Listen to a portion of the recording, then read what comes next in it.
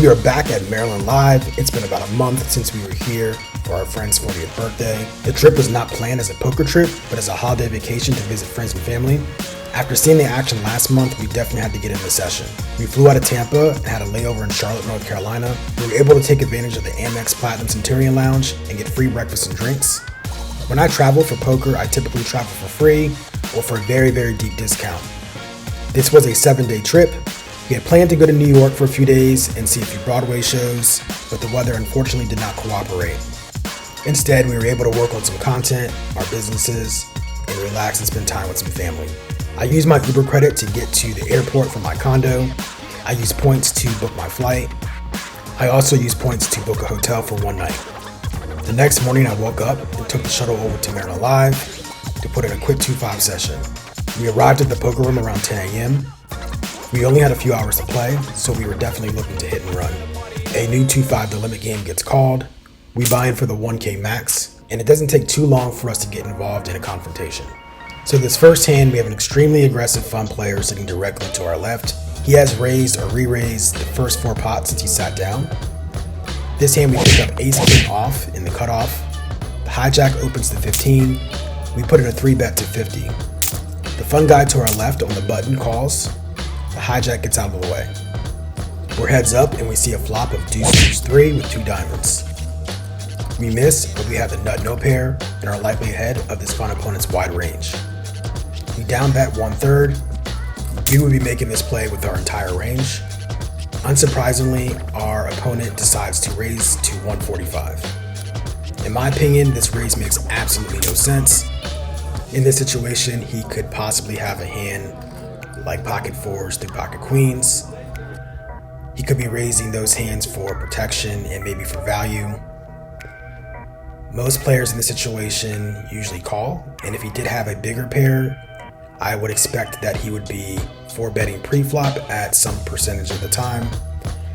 So if he does have a pair, it's probably going to be a middling pair. The other portions of his range consists of absolute air and flush draws. It's important to note that we unblock flush draws as we do not have a diamond in our hand.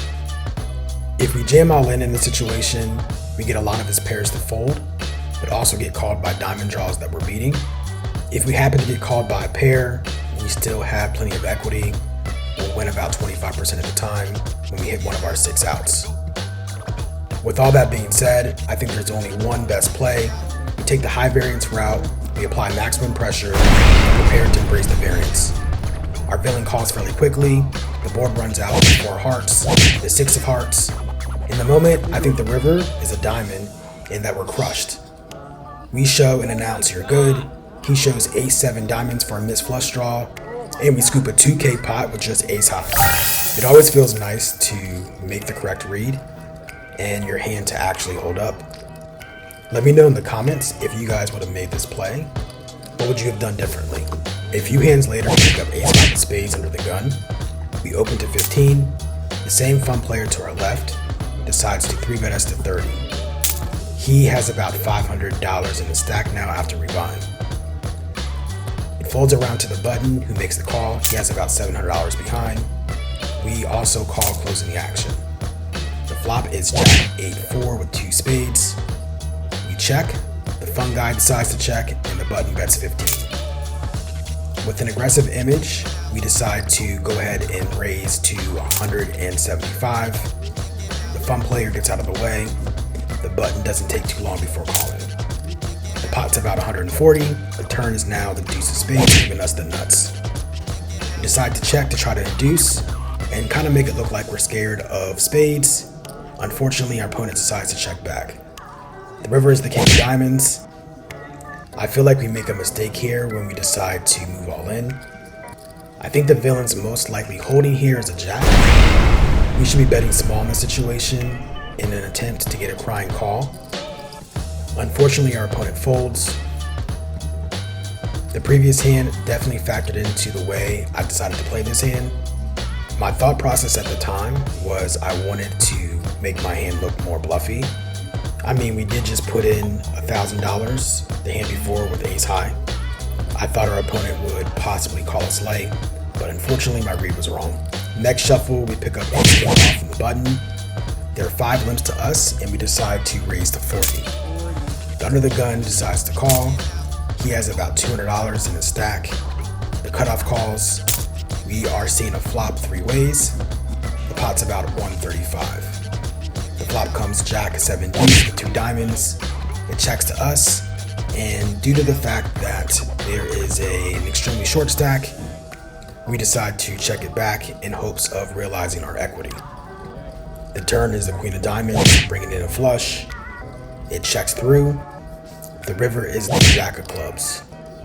Our under the gun opponent bets out 115, and we decide to fold. In this last hand of this hit and run session, we pick up ace 5 of clubs under the gun. We open to 15, the tight button free bets to 50. We decide to call. When the flop comes out ace 4 king with 2 hearts and a spade, we decide to check. Our opponent puts out a c-bet, and we fold. Our opponent shows aces. Immediately after this hand, we decide to rack up.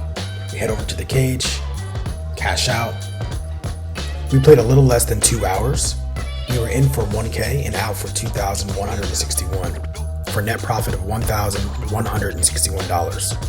After this session, we were up $20,442. So far this year, we've put in 387 hours. We are attempting to turn 1K into 100K in a single year playing live poker. We caught the shuttle back to the hotel to meet my cousin. Before getting dropped off at home, we stopped by his place. Over the next few days, we grabbed some lunch with family.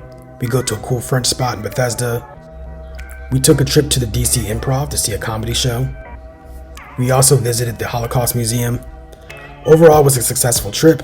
I was able to get a lot of work done for business, study some poker, and create some content. Later this month, we plan on taking a trip to South Florida.